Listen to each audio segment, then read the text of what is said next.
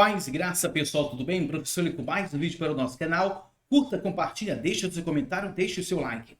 Hoje vai ser uma resposta ao Dr. Rodrigo Silva, uma resposta com carinho, uma resposta com respeito àquilo que ele tem pensado. Não significa que uma pessoa tem um pensamento diferente do nosso, que a gente vai tratá-lo com respeito. Nós evangélicos devemos tratá-lo com respeito às pessoas que discordam contra nós. A posição que eu estou tomando por esses tempos é uma posição que não vem escandalizar o nome de Cristo Jesus, porque essa ideia de briga, de tentar degrenir a imagem do outro, não é bom nem para nós e nem para eles, ok? E quem perde com tudo isso é o cristianismo, nós com certeza acreditamos. Então, a resposta vai com respeito ao doutor Rodrigo Silva, apesar de nós discordarmos de suas doutrinas, ok?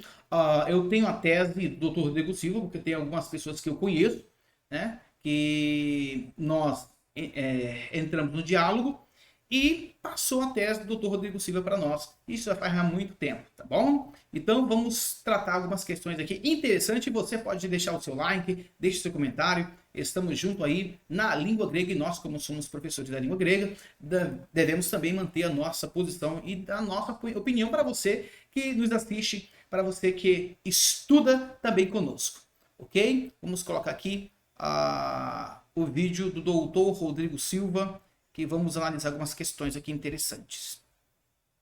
Aqui está o vídeo dele. Vou mostrar aqui rapidamente o que ele... Vou voltar rapidamente aqui. Aqui, bem aqui, gente. A partir dos 5 minutos. Vamos ouvi-lo. Capa essa aqui. E eu fiz uma cópia dela menor, porque tinha que publicar a tese na época, eu não tinha dinheiro para publicar tudo, então nós fizemos essa versão menor, mais fina aqui, e foi essa cópia que eu mandei para o pastor Iago, que é uma versão simplificada, diminuída ali da tese. Condensada, né? O primeiro argumento que ele coloca, um dos argumentos, não sei se foi nessa ordem, é que ele diz assim: veja bem, quando Jesus diz, em verdade te digo, hoje estarás comigo no paraíso, esse hoje é completamente dispensável. Esse hoje é redundante. Eu digo hoje. Para quê? Ele já está falando que é hoje. Isso torna o hoje completamente dispensável. Eu concordaria com o pastor Iago se Jesus estivesse falando em português do século XXI, onde o pleonasmo é considerado um vício de linguagem. Mas na língua aramaica e hebraica, as línguas maternas de Jesus, e o grego do Novo Testamento é baseado nessas línguas, o pleonasmo, ou seja, a redundância, não é desnecessária. Pelo contrário, ela é uma ênfase muito importante. E a Bíblia está repleta de pleonasmos, de redundâncias, que, como eu falei, no nosso idioma seriam consideradas vícios de linguagem, mas na época de Jesus não. Quer um exemplo? Eu anotei algumas poucas passagens aqui, mas há centenas delas. Quando você vai para 2 Samuel, capítulo 7, 22, diz: temos ouvido com os nossos ouvidos. Assim está no hebraico, eu estou traduzindo diretamente do hebraico. Temos ouvido com os nossos ouvidos. Quando você vai para Gênesis 37, 10, que sonho é este que você tem sonhado? Que sonho sonhado? Quando você vai para Gênesis 48, 15, que o meu nome seja nomeado entre eles. Quando você vai para Gênesis 49, 25, que o Todo-Poderoso possa abençoar você com bênçãos. Então, enquanto em português falar sair para fora, entrar para dentro, descer para baixo, subir para cima, é um vício de linguagem, naquela língua oriental é algo elegante, significa uma ênfase. E essa ênfase, ela tem um significado divino quando você diz, em verdade, te digo hoje, ou te ordeno hoje. Eu teria que ter mais tempo para dissertar sobre isso aqui, mas há várias passagens do Antigo Testamento onde essa qualificação adverbial do dito agora ou da ordem agora é bem divina. Por exemplo, Deuteronômio, que diz: porquanto te ordeno hoje que ames o Senhor teu Deus e que andes nos seus caminhos, te ordeno hoje. Veja, se era uma coisa dispensável no caso de Lucas, por que não foi dispensável no caso de Deuteronômio? Então, eu digo que aqui não é questão de escolher a tradução que convém à minha doutrina. É questão de ler o texto de acordo com o pensamento oriental que o produziu. Existe uma diferença entre traduzir e interpretar a frase de acordo com o pensamento de quem escreveu aquilo ali. Uma vez eu lembro de um especialista em poesia japonesa que ele disse que ele queria primeiro ir para o Japão antes de traduzir as poesias para que ele pudesse pensar como eles pensaram. Porque se ele simplesmente fizesse uma tradução ali gramatical, ele não ia compreender o sentido que eles estavam dando. Um outro elemento aqui que eu gostaria... Beleza, eu vou fazer um pequeno comentário aqui, tá, gente? Rapidamente, um pequeno comentário nas falas do Dr. Rodrigo Silva. Gente, quero falar para vocês. Quando vocês forem comentar aqui, respeite a pessoa, tá bom? É muito importante você respeitar o argumento alheio, ok? Nós temos diferenças em relação à doutrina e também à teologia, mas devemos respeitar uns aos outros, porque isto é bom, agradável diante do Senhor, e você sabe perfeitamente que recentemente tomei uma posição diferente quando formos comentar vídeos e tudo mais. Peço também perdão ao Dr. Rodrigo Silva, que estou usando a imagem dele, mas com carinho e respeito nós iremos longe, ok? Apesar de nossas discordâncias. Então, o que ocorre? Entrando aqui no comentário. Ele diz que, de fato, de verdade, isso não procede, a redundância não procede devido, porque nós somos falantes de português, aqui nosso português de fato é redundante, mas naquela época não, era a estrutura natural da língua orientais. Tá? E ele vai citar exemplos da Septuaginta ou do Antigo Testamento, onde a Septuaginta traduz para o grego. Interessante que ele coloca exemplos válidos. Esses exemplos são válidos, de fato, de verdade, mostrando essa redundância, essa estrutura, mostrando que por detrás, de fato, tem um hebraísmo. Nesse sentido. Então, uma cultura totalmente que influencia a sua escrita e também a tradução. E a tradução Septuaginta pode captar ou não esses sentidos. E ele mostra, principalmente o livro de Deuteronômios ali, um exemplo bem claro. Ok? Todavia, a argumentação do Iago é uma argumentação muito forte. Não somente dele, mas também daquelas pessoas que já vi essas argumentações. O Iago está pegando de outros gramáticos e consubstanciando sua palavra com gramáticos especialistas da língua. Tá? Não dá tempo aqui de mostrar os gramáticos especialistas que falam que isso é uma redundância, se entendermos dessa forma, mas isto é válido e continua de pé, mesmo mostrando os exemplos da Septuaginta. Por quê? Eu fiz algumas observações nesse sentido. Tá? Os evangelhos têm a sua estrutura, ok? Mateus, Marcos, Lucas e João trabalharam nessa expressão. Amen, lego, soi. Ou nas suas variantes. Amen, lego, rimin. Amen, soi, lego. Amen, lego, rimin. Amen, gar, lego, soi. Essa são a estrutura que existe nos evangelhos. Em torno de 75 versículos, dois evangelhos espalhados em Mateus, Marcos, Lucas e João, mostramos uma interessante análise onde, se colocarmos o advérbio de tempo junto com o verbo lego, é praticamente ali, somente em Lucas 23, 43, e ali teríamos o rapax legomeno. Rapax legomeno, dentro da exegese, é uma construção única, ou seja, um único texto que atesta isto, que mostra dessa forma. Em outro texto não tem como. Então, diminui a possibilidade de analisá-lo, aquele texto, se de fato é natural Jesus falar daquela forma. Falando, por exemplo, de redundância, os evangelhos não mostram esta redundância. Professor e pastor doutor Rodrigo Silva não mostra. Mas por que os evangelhos não mostram essa redundância? É natural, claro, uma tradução do Antigo Testamento, mas Novo Testamento não é uma tradução. Não é uma tradução. Não é uma tradução do hebraico. Mas é uma estrutura feita em grego de pessoas que falam aramaico. Tudo bem? Então, isso deve ser analisado em como os autores do Novo Testamento colocaram. Vamos ver como ele colocaram, se de fato existe uma redundância. tanto em Mateus, Marcos e Lucas e João.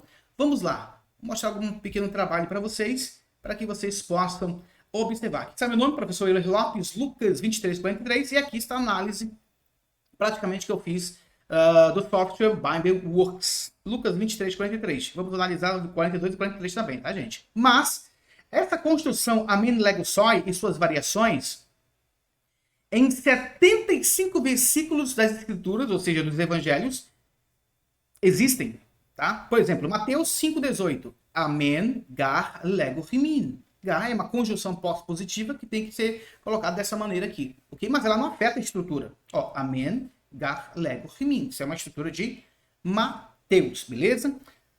E o que ocorre também? Mateus 5,26 também tem Amen Lego Soi. Aqui já variou.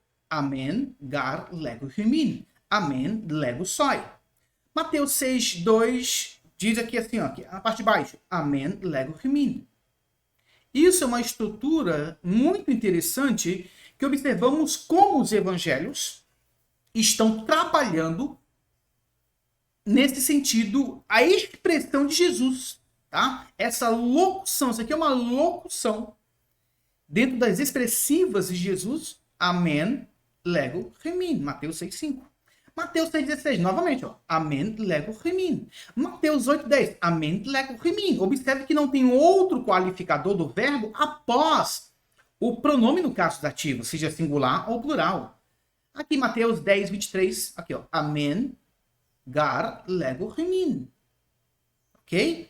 Observe que o me, que é uma locução adverbial, praticamente, aqui, não modifica o verbo lego. Por isso que os editores de grego do GNT colocaram uma vírgula exatamente aqui. Tá? E a construção continua. Amen Lego Rimin. Amen Lego Rimin. Amen Lego Rimin. Amen Lego Rimin. Por todo o evangelho de Mateus. Ok? Quando chegamos agora em Marcos, vamos ver mais aqui. Olha que Mateus usa muito, né? Amen Lego Rimin, Amen Lego Rimin, Amen Lego Soi, Mateus 6:34. E quando chegamos Marcos 3:28, aqui, ó, Amen Lego Rimin, novamente a mesma estrutura. O que modifica é alguma coisa pequena, mas não tem muito a acrescentar. Ó, novamente Marcos 8:12, Amen Lego Rimin. Marcos 9:1, Amen Lego Rimin. Marcos 9:41, Amen Lego Rimin. Marcos 10:15, Amen Lego Rimin. Observe que é uma estrutura natural dos evangelistas em relação a essa locução que Jesus expressa. Tá? Quando chegamos agora em Lucas, que está na parte cinza, olha como Lucas expressa aqui. Lucas 4:24. Amen Lego Rimin. Novamente. Mesmo que tenha a conjunção aqui, mas é a estrutura, termina aqui, ó. A estrutura termina dessa forma aqui. Lucas 12:37. Amen Lego Rimin. Lucas 18:17. Amen Lego Rimin. Lucas 18:29. Amen Lego Rimin. Lucas 21:32. Amen Lego Rimin. Agora, Lucas 23:43. Por quê? Amen Soi Lego Semero. Qualificando o verbo lego aqui, dando uma circunstância ao verbo lego. Ok? Semero é um advérbio de tempo. Então, se é um advérbio de tempo, ele está qualificando algum tipo de verbo. Ou é o verbo esse, ou é o verbo lego. Então, o doutor Rodrigo Silva diz que ele qualifica, então, isso aqui seria um rapax legômeno. Somente uma única evidência, então, diminuiria no Novo Testamento, nos evangelhos, que é o contexto onde Jesus viveu, de fato, de verdade, a ideia que Jesus está comprando alguma coisa, ou pelo menos está se habituando àquilo que está escrito na Septuaginta. Uma redundância. Ok? Então, diminuiria a chance de entender que Lucas 23:43, o advérbio de tempo semeron, está qualificando o verbo lego. Então, diminuiria dentro dessa pesquisa e vai por aí afora. João. Olha a estrutura de João. Entendemos a estrutura de Mateus. Entendemos também a estrutura de Lucas, que ele não usa um qualificador, um outro qualificador, porque nós temos aqui um advérbio amen, que qualifica o verbo lego, dando certeza. E o qualificador temporal de lego não é demonstrado. somente nessa única passagem aqui. E como João expressa? Olha como João expressa, interessante. A estrutura. Amen, amen, lego, rimin. Então, esse amen, amen, lego, rimin é uma estrutura de João. Ó, amen, amen, lego, soi. Amen, amen, lego, soi. Amen, amen, lego, rimin. Amen, amen, lego, rimin. E assim sucessivamente em todas as 75 passagens. Tá? Eu coloquei até de amarelo aqui para enfatizar que ele enfatiza dois advérbios, o verbo e o pronome no caso dativo. Tá? Então, essa é uma estrutura. Advérbio, verbo e pronome no caso dativo. Isso aumentaria a chance do Iago Martins trabalhar acerca que, de fato, é uma estrutura que encontramos nos evangelhos e diminuiria a ideia que o doutor Rodrigo Silva quer tratar ou trazer, que é praticamente possível Jesus ter falado isso, porque é naturalmente da sua cultura e do seu povo. Observou que diminui essa chance e aumenta para o Iago Martins? Isso também é uma análise que deve ser levada em consideração, doutor Rodrigo Silva. Ok? Isso é muito importante. Tá? A tese do doutor Rodrigo Silva é essa que eu vou mostrar para vocês aqui. Ó. Vou mostrar rapidamente. É a tese também que eu tenho. Os adventistas me deram, tá bom? Para eu fazer uma análise. Fiz uma análise na época. E aqui, gente, é uma análise linguística de Semeron. Tá? Ela não é necessariamente uma análise gramatical, apesar que existem noções de gramática quando o doutor Rodrigo Silva está trabalhando, com certeza. Isso não tem para onde correr, ok? Mas é uma análise linguística do fenômeno do comportamento de Semeron em relação a ser um advérbio temporal que fica entre dois verbos, ok? Então também deve ser levado em consideração. Vamos mostrar agora o que o doutor Rodrigo Silva vai falar no segundo ponto. Gente, se você não tem paciência, então, lamentável, tá bom? Estamos fazendo uma análise aqui perfeitamente e mostrando também os nossos contrapontos. Gostaria de mencionar é que o pastor Iago e Tiago, vocês sabem que é o mesmo nome, né?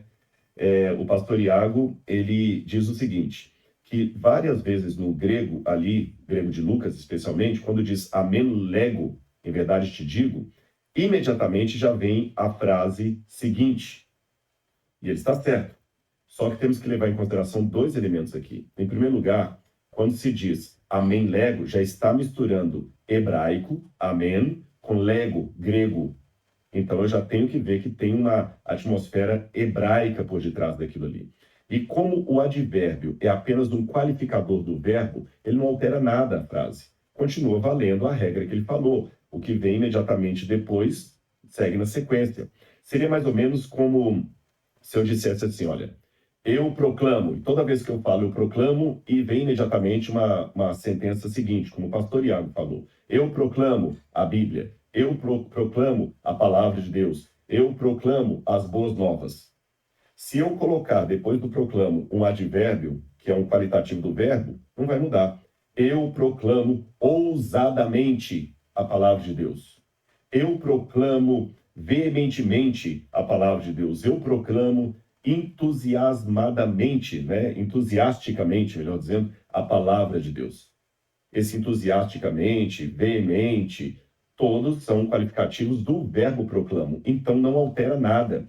Eles apenas vêm depois do verbo e a partir deles vem a sequência natural. Então dizer que o hoje não pode qualificar um verbo da antecedência, porque normalmente a frase segue corrente, colocaria uma pausa artificial aí, não procede do ponto de vista gramatical. Aliás, pelo contrário, tem um autor chamado Joseph Fitzmyer. Ele fez todo um trabalho sobre o grego do Evangelho de Lucas, e ele colocou algumas características lucanas, e entre elas estava justamente o fato de que Lucas é tremendamente dependente da Septuaginta, algo que o pastor Tiago depois nega lá, ele fala, não, usar a Septuaginta para entender o texto de Lucas, não, porque Lucas é independente quase, assim, na sua forma de escrever. Não, pelo contrário, Lucas é muito dependente da Septuaginta e do hebraico. Aqui tem uma questão muito interessante sobre Lucas. Provavelmente, Lucas foi o único autor do Novo Testamento que não era judeu, provavelmente. Ele era o único que não era judeu. Sendo assim, é curioso que o livro de Lucas tem mais hebraísmos do que qualquer outro livro do Novo Testamento. O que são hebraísmos? São gírias e formas de falar em hebraico. É como alguém que é americano, chega no Brasil e aprendeu português, mas ainda está com a estrutura inglesa na cabeça e fala assim: eu vou parquear o carro porque eu tenho um apontamento com o meu médico e estou caído de amor por minha namorada. Nós não falamos assim em português. Se eu disser para você que eu parquei o carro e que eu tenho um apontamento com o médico, você entende que eu tenho uma consulta, mas não é assim que nós falamos em português. Essa forma de expressar demonstra uma estrutura inglesa por detrás da minha mente. Pois bem, da mesma maneira, Lucas, ele tem uma estrutura hebraica muito forte no modo como ele escreve, mas se ele não era judeu, provavelmente não fosse, de onde vem essa estrutura judaica que ele usa para escrever? É graças à Septuaginta, da qual ele é dependente. Por isso que eu tenho que ler Lucas à luz da gramática da Septuaginta e a Septuaginta à luz da gramática hebraica bíblica que está por detrás dela. Outra coisa interessante, sempre que... Vale ressaltar alguma questão aqui interessante. Bem, na análise que nós fizemos, né, não tem como os evangelistas, nem Mateus, Marcos e Lucas, ou até mesmo João, dependerem na Septuaginta desta redundância. Não tem como. A evidência se torna uma única evidência que se encontra de fato no Evangelho de Lucas, que coloca um advérbio de tempo. E outra coisa, o professor e pastor Rodrigo fala assim: proclamo ousadamente, veementemente. O único problema dessa argumentação é que, se você fosse entender uma frase, por exemplo, uma oração absoluta, aí sim, oração absoluta. Tá? Eu proclamo veementemente a palavra de Deus. A palavra de Deus seria objeto direto em relação ao verbo proclamar, que é o verbo transitivo direto. Ok? E veementemente seria um advérbio. Tá bom? Que também que qualifica. Tá? O problema dessa questão é que aí nós temos duas orações. Uma oração hipotática, ou seja, uma oração subordinada. Se nós temos uma oração subordinada, devemos entender que tipo de subordinação nós temos. Ela é substantiva? Ela é adjetiva? Ou ela é adverbial? Substantiva, objetiva, direta. Objetiva, indireta. Predicativa. Ela é... Que tipo de oração ela é? Que tipo de uma oração substantiva ela é? Substantiva positiva? Que tipo? Completiva nominal? Se ela é adjetiva restritiva, que tipo de oração adjetiva seja? Ou adverbial? Temporal? Maneira? Modal? Causal? Né? Proporcional? Que tipo de oração? Nós temos duas orações aí. É nisso que deve prestar bastante atenção, porque quando nós temos uma oração, ou mais de uma oração, tá? Um período composto, esse composto é por subordinação. Que tipo de subordinação teremos? E se temos subordinação, que tipo de subordinação, ou pelo menos no sentido semântico, seja substantiva, adjetiva ou adverbial? Que tipo dela? Subtipos? Maneiras que ela está sendo encarada? Como devemos entender?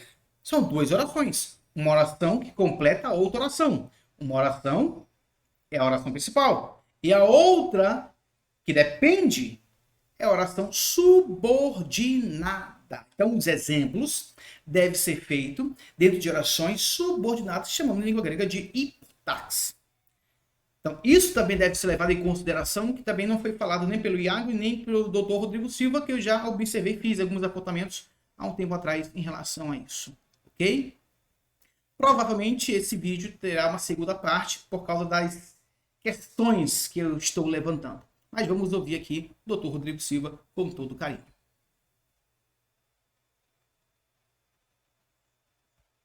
Lucas vai usar um pronome pessoal que, seguindo uma preposição, ele usa a forma enfática. E é justamente o que nós temos ali, uma forma enfática. Outro detalhe, o pastor Iago diz assim, olha, existem 665 ditos em Lucas, tá certo? E em nenhum deles você tem essa situação de começar uma frase com o pronome, tá certo? O pronome demonstrativo e logo depois o verbo. Nenhuma. E nós temos 15 ocorrências apenas em que o pronome demonstrativo, demonstrativo, um pronome pessoal, começa uma frase. Aí ele fala, então, se o que o Rodrigo faz procede, nós temos apenas um único caso em Lucas, que ele começa a frase seguinte a partir de um pronome, met emu esse ento paradeiso. Só que aqui é algo que D.A. Carson escreveu no livro Falácias Exegéticas, que é quando você fica preso demais à estatística do uso para determinar uma forma de escrita. O pastor Iago e eu temos um ponto em comum na nossa teologia. Nós somos conservadores e não subscrevemos a chamada hipótese documentária ou a alta crítica de Wellhausen. Para quem não entende, eu vou explicar o que é a alta crítica de Wellhausen. Essa alta crítica, ela pega qualquer alteração no estilo de escrita do texto e já coloca a lupa e fala, isso aqui foi outro autor, isso aqui foi outro autor, isso aqui foi outro autor. Então, por exemplo, se o autor está escrevendo sempre assim, Pedro foi à casa, Pedro foi à casa, Pedro foi à casa, em determinado momento aparece assim, Pedro seguiu para casa, ele falou, opa, o autor nunca escreve desse jeito, Pedro seguiu para casa. Isso aqui indica que tem um outro autor aqui que não é aquele primeiro. Aí eles retalham a Bíblia em várias autorias. Eu não concordo com isso e o pastor Iago também não. Mas essa tese que nós não subscrevemos da alta crítica usa justamente esse argumento de pegar situações excepcionais como prova de que aquilo não foi escrito pelo mesmo autor. Ora, se o fato de haver 665 ocorrências de ditos no Novo Testamento e apenas 15 começam com o pronome, eu também posso pegar que esses 15, então, são estranhos. Tem 15, tá certo? E se apenas um seria como eu indiquei, isso não é uma prova de que a leitura está errada. É apenas uma forma de jogar como é que se diz, com a matemática, com a estatística, fazendo supor que é obrigado Lucas sempre a escrever do mesmo jeito. Eu tenho várias situações na Bíblia em que situações anômalas aparecem no texto, onde o autor escreve de uma forma como ele não tinha escrito antes. E eu tenho uma razão teológica por que o texto de Lucas 23, 43 está escrito de uma maneira anômala, ou pelo menos assim, rara no texto de Lucas. Eu vou dizer daqui a pouquinho qual é esta maneira. Outra coisa que me chama a atenção é que o pastor Iago, ele sempre fala, olha, em todas as ocorrências de Lucas, onde ele fala amém lego, sempre essa expressão indica a frase seguinte. Por exemplo, em verdade te digo que o profeta não é bem recebido em sua casa. Tá certo? Sempre assim, em verdade te digo, 2 pontos, já vem logo em seguida. E ele tá certo. Só que ele esqueceu de uma coisa. Em todas as ocorrências de amém lego, exceto 2,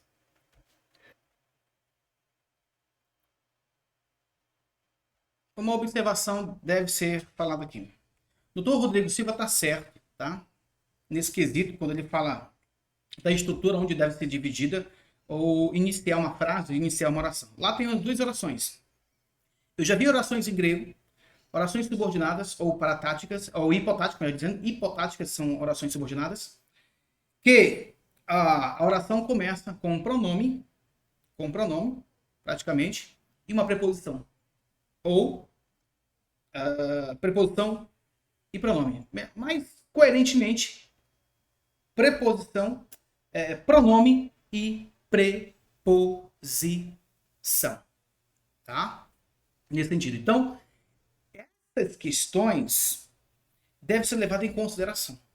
Ok? Não é porque se dividirmos a frase, o advérbio de tempo, semeron, se juntar com lego, e o metiemu, que é uma locução ali prepositiva, nesse sentido, que é uma preposição, que vem de metá, preposição mais, o pronome pessoal, emu é um pronome enfático, de fato. Pronome ali, metemu, é um pronome enfático. Até porque nós temos aí a acentuação sobre aquele pronome, trazendo aí a sua forma enfática. E a forma não enfática é mu. A forma enfática é emu. Tá? A forma não enfática é uma enclítica. a forma enfática não é uma enclítica, ali é a forma enfática. Beleza? Então, dentro desse pressuposto, sim, podemos começar uma oração subordinada com locuções prepositivas. Os gramáticos e especialistas falam acerca disso. Então, está corretíssimo o Dr. Rodrigo Silva quando fala nessa questão também. Ok? Vamos ouvi-lo. Você tem um pronome relativo logo depois, que é o pronome relativo hoti, que também pode ser expresso como uma conjunção. Ó, ali não é um pronome relativo, tá? É um pronome, é uma conjunção, ok? É porque o pronome, gente, o pronome hoti, se separar ro mais ti, ali fica um pronome relativo, de gênero neutro, tá bom? Depois a gente explica essas questões aí, mas lá, em todos os casos, é uma conjunção. Hoti significa que, por quê. Então, vou dar um exemplo para você. Quando você vai para Lucas 4:24, em grego está assim. Eiten, disse, pois, amen lego rumin. Eu Para alguém, tá? Antes de alguém criticar a pronúncia do Dr. Rodrigo Silva, ele falou rumin e não rumin, nesse sentido. Deixa eu voltar aqui para mim, para ser melhor para vocês, né? Que nós possamos entender essa questão. Antigamente, eu tinha uma gana muito grande em relação à fonética do grego koiné. Tá? Fiz alguns estudos mais amplos, utilizando até o grego clássico. Nós não temos uma única forma de pronunciar o grego. No mínimo três academicamente aceitas. Mas existem as suas variações. Tá? A doutora Guida Neda Barata Parreira Rota, que já é falecida, uma professora de grego clássico, falou que o Y era tido em algumas, era pronunciado em algumas comunidades como o som de U, Rupslon, entendeu? Então, antes de vocês querer corrigir a pronúncia do Dr. Rodrigo Silva, tome muito cuidado porque existem materiais acadêmicos que apontam nessa questão, tá? E hoje eu não pego mais pesado a questão de pronúncia, porque ninguém fala grego koiné, nós sabemos disso, né? Nem o antigo, nem o koiné na era de Jesus. O grego antigo, nem o koiné na era de Jesus. Hoje o grego clássico é um pouco diferente até na sua pronúncia. Ok? Tá bom, querido? Então, somente essa observação. A voz. Hoti, udeis, profetes, dectos estin ente. Ó, ele falou profetes, profetes. A sílaba tônica não é essa. Independente disso, gente, ele está, não sei se ele está lendo uma transliteração, mas com certeza está lendo diretamente do grego, não levando em consideração a acentuação, tá bom, gente? Tá?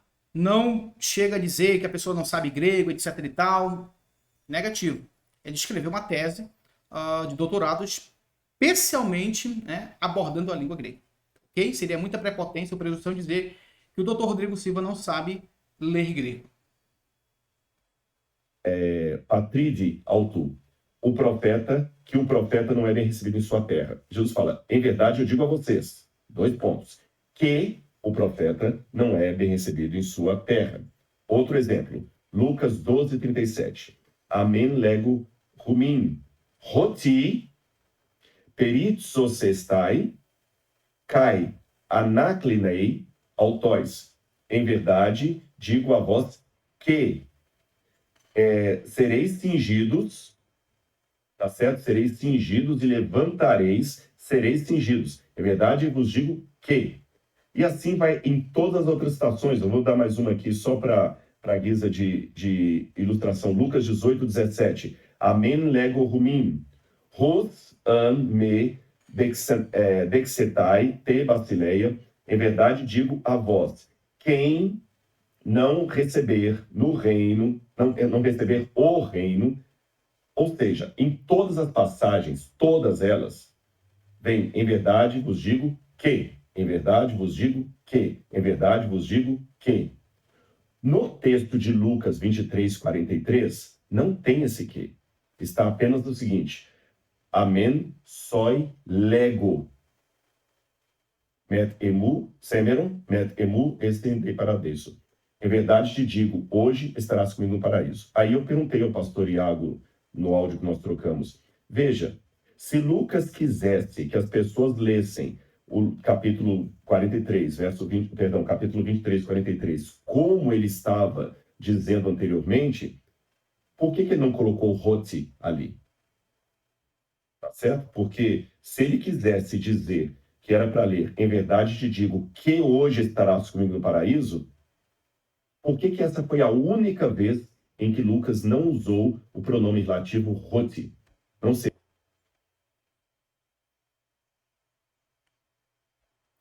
Precisamos fazer várias pausas para não perder o foco das argumentações.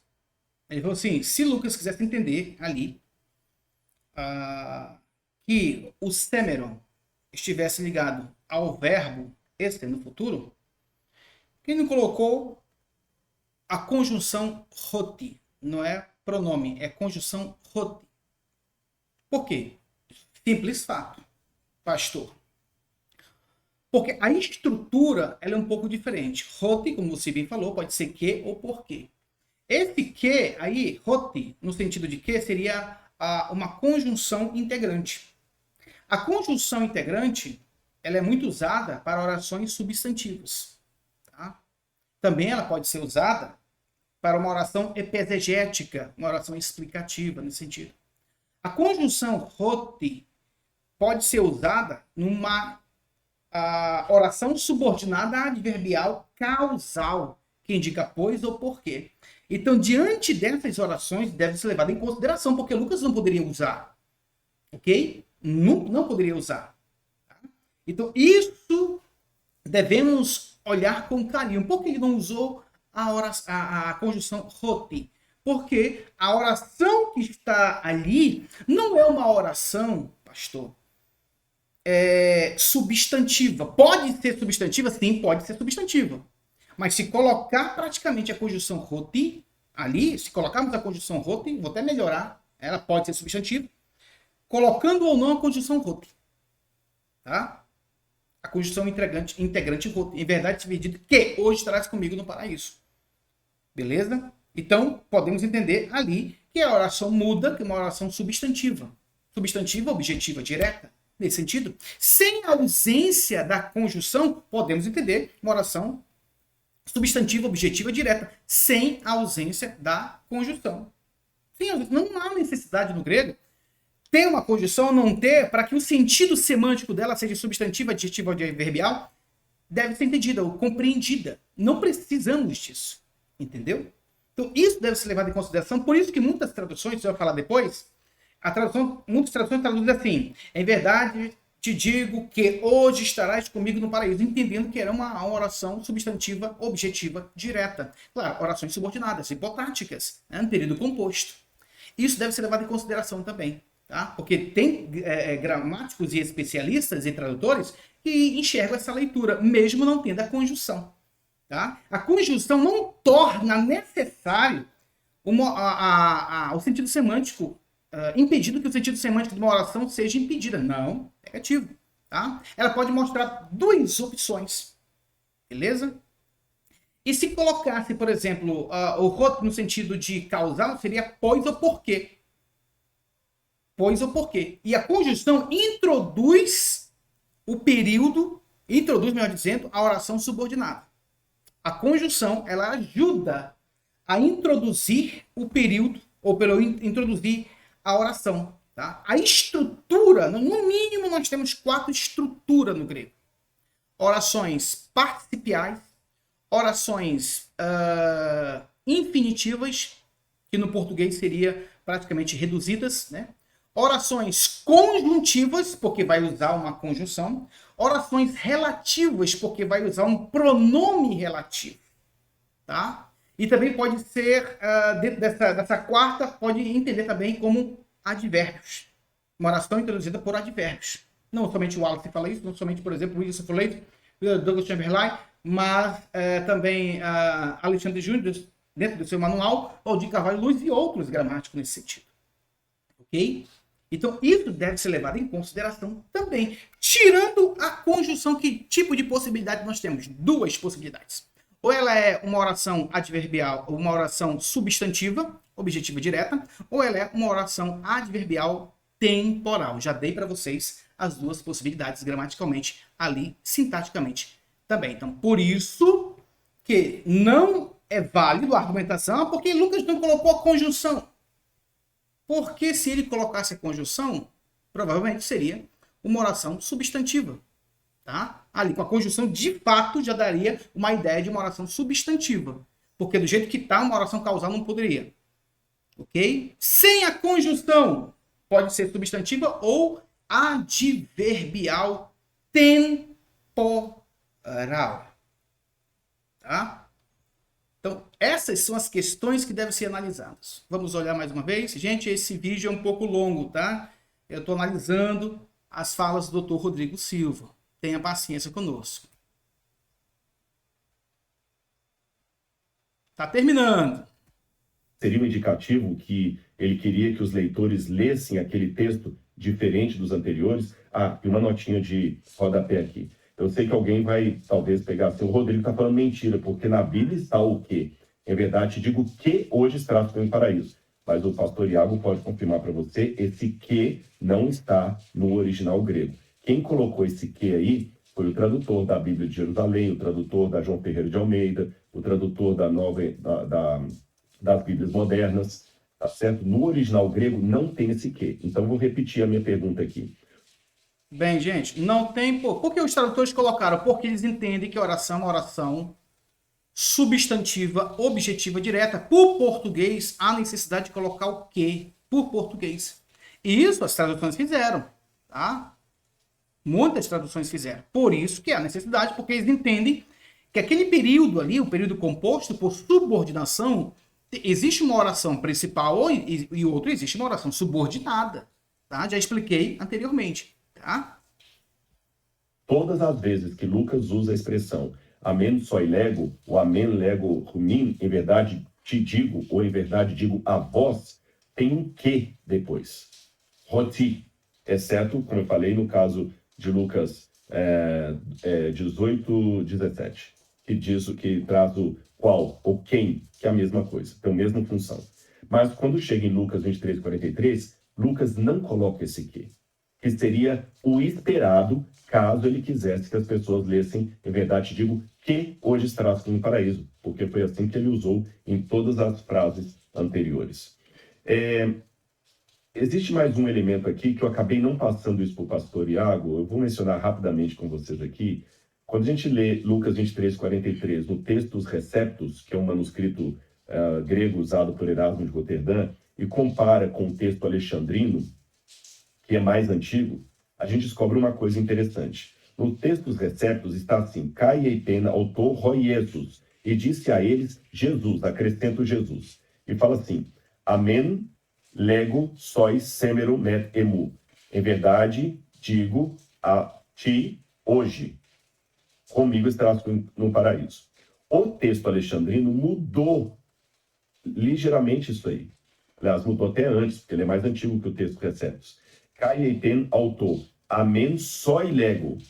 Para você pode não parecer diferença falar soi lego ou lego soi, mas da forma como está redigida no texto alexandrino, a forma como está ali obriga que o semeron qualifique o lego. Porque o que é o semeron? É um advérbio de tempo. E o que é um advérbio? Um qualificador do verbo.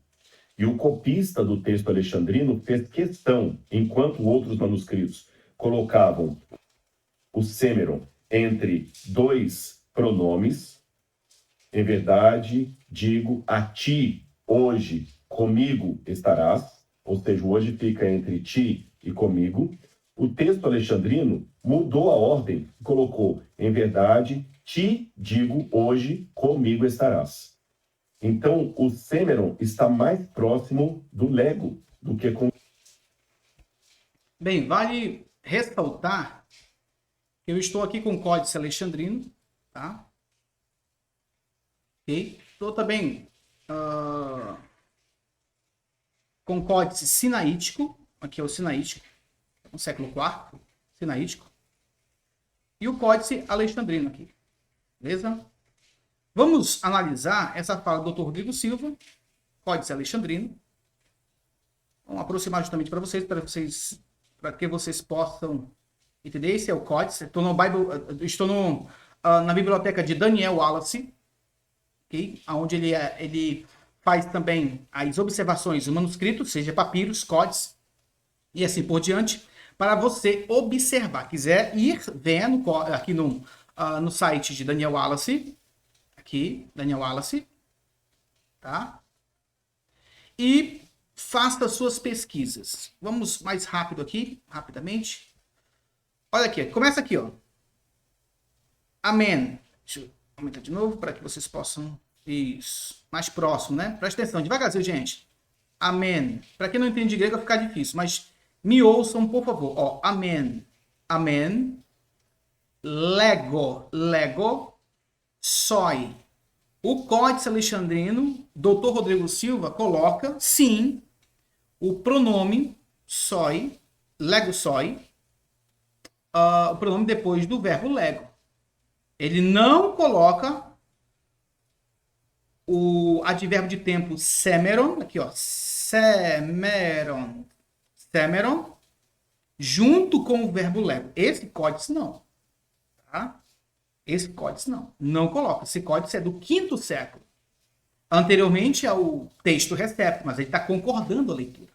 Ó, amém, lego, soi. Olha o pronome, no caso dativo, entre o semeron e o verbo lego.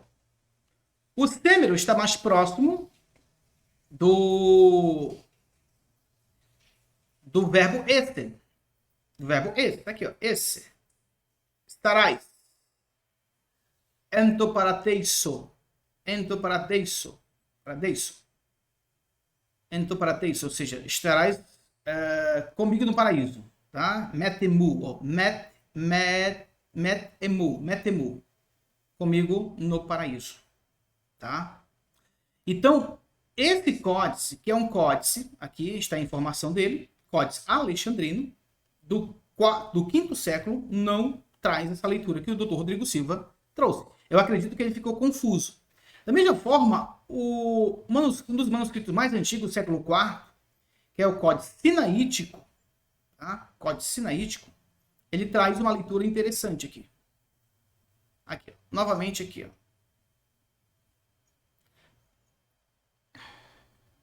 Aqui, ó. Bem aqui, ó. Eipen auto, eipen disse-lhe, amém, lego, soi. Esse códice sinaítico, é um códice do IV século, também traz uma leitura do pronome, no caso dativo, depois do verbo lego. Entre o verbo lego e o advérbio de tempo semeron. Tá? Semeron, códice sinaítico. O manuscrito M03, deixa eu ver aqui, é esse aqui. Praticamente, esse manuscrito aqui é o Códice Beza, Efraimi. O Códice Efraimi tem essa questão também. E observe que o códice ele não está tão bacana, tá? Ele foi reescrito e está no BibleWorks para que você possa ter, essa não é a folha de Lucas 23:23, tá? Só para você ver que o códice aqui não está legal. Mas, quando pegamos aqui o BibleWorks, aqui, ó, o BibleWorks já mostra o mesmo códice, Efraimi, reescrito, e a oração começa aqui, ó, Kai eipen, auto, vai acrescentar a palavra Jesus, aqui é nomina sacra, Jesus, aí vem, amém, soi, lego. Esse sim coloca o lego mais próximo do esse. Todavia, mas ele coloca uma pontuação também aqui nesse códice. Originalmente, provavelmente ele tinha uma pontuação, tá? Mostrando assim que o pronome seja anterior ou posterior não afetará a sintaxe, gente. Não afeta a sintaxe. Beleza? Porque se o escriba, que é também de certa forma, um especialista em grego, vai praticamente copiar o manuscrito, ele coloca aqui um ponto entre o verbo lego e o advérbio de tempo semeron.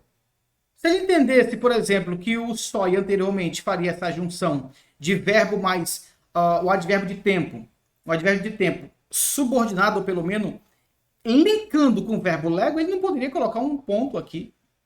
Mas para ele coloca um ponto, por quê? Porque aqui é uma divisão de uma oração subordinada adverbial temporal também. Temporal, tá? Ou substantivo. E observe que para ele não tem nada a ver o pronome, seja anterior ou posterior, que ele vai mostrar também posterior, e em relação à sintaxe que deve ser entendida do advérbio de tempo. O advérbio de tempo está qualificando o este. Semeron. Este, met, emu. Este, semeron, esse. Praticamente ele coloca sempre próximo de esse, porque semeron é o advérbio de tempo qualificando o futuro aqui, de estarás, hoje estarás. Estarás quando? Hoje. Comigo, metemu, no paraíso, paradiso. Então isso deve ser levado em consideração também, tá? Isso deve ser levado em consideração. Beleza? Então, dentro desse pressuposto, eu acredito que o professor Rodrigo Silva cometeu um equívoco. E professor, qual é o manuscrito que traz? É o Vaticano, tá? É o Vaticano. Eu tinha que novamente olharmos aqui para observarmos que o Códice Vaticano, vou pegar aqui diretamente o Códice Vaticano, em Lucas 23:43, Vaticano aqui no Bibleworks, praticamente vamos observar, fazer algumas observações. Lucas 23:43 é o Códice Vaticano que traz, de fato, essa leitura. Aqui, Códice Vaticano. Aí sim, Caio, traz. Vou aumentar para vocês, que vocês possam... 23:43, Cae pen auto, amen, soi. Aí sim, o Códice Vaticano traz o pronome soi anteriormente ao verbo lego e coloca o semeron próximo de lego. E tipo de pontuação aqui que eu já expliquei que isso aqui não é uma pontuação, porque esse manuscrito é todo pontuado, tá? Assim, alguns acreditam que seja respingo de tinta. Eu tenho um vídeo anteriormente que fala somente essas questões aí, tá bom?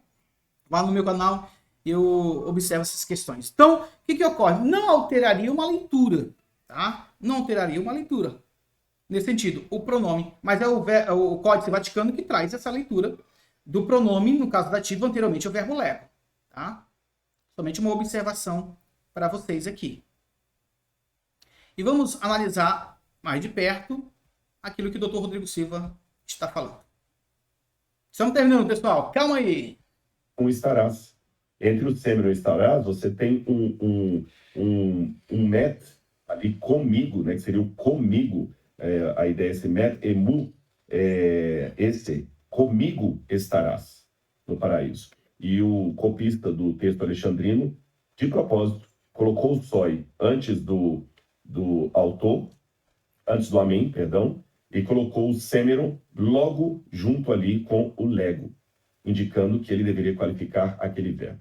E por fim, eu também quero dizer que há vários casos no grego da Septuaginta que falam justamente que tem essa leitura.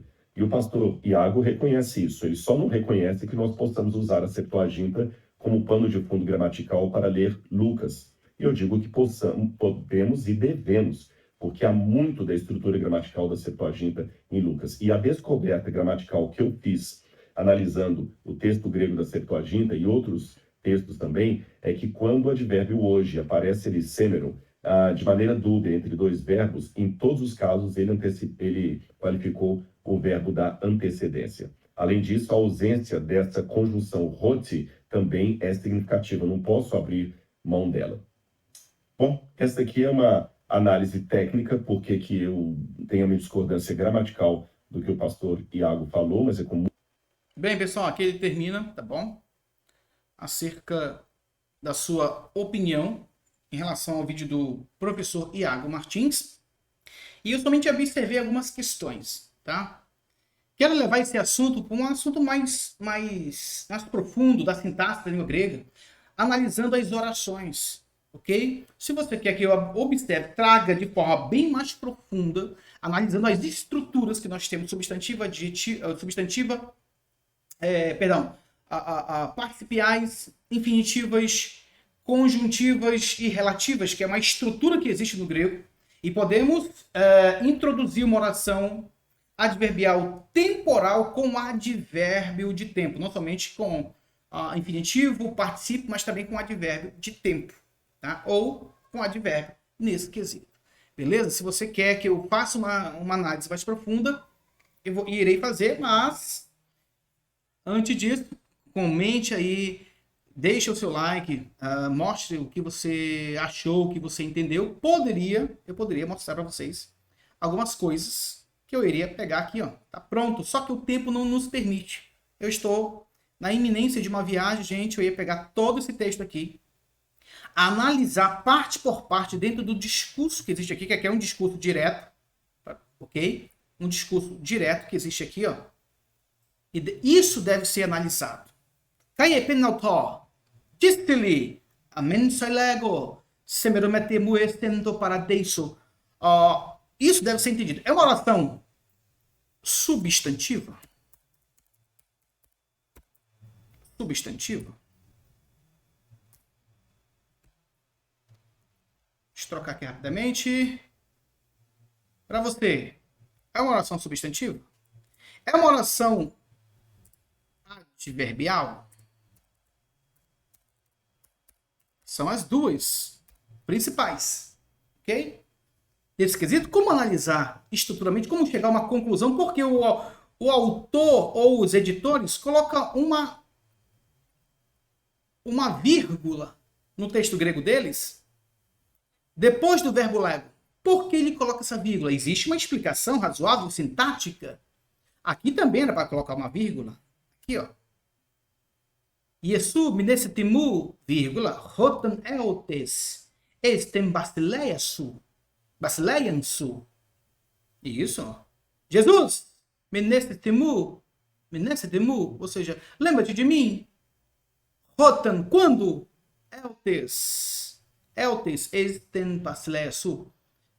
Entrares no teu reino. Ainda tem uma construção variante, só que vieres no teu reino. Quando vieres no teu reino, quando entrares no teu reino. Não importa nessa questão. Quero saber se ela é substantiva ou adverbial. Como isso deve ser entendido na sintaxe da língua grega.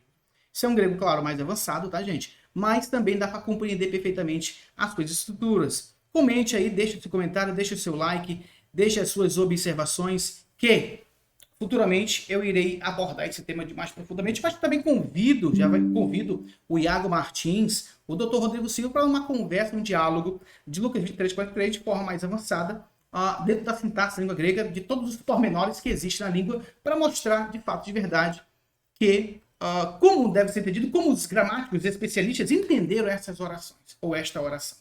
Tá bom? Um grande abraço ao professor Dr. Rodrigo Silva, um grande abraço também ao Iago Martins, a você que está nos assistindo, a você que nos traz praticamente, né, a sua atenção para as Escrituras Sagradas. Lâmpada para os nossos pés e a tua palavra e luz para os nossos caminhos. Salmo de número 119, versículo 105. Paz e graça a todos em Cristo Jesus.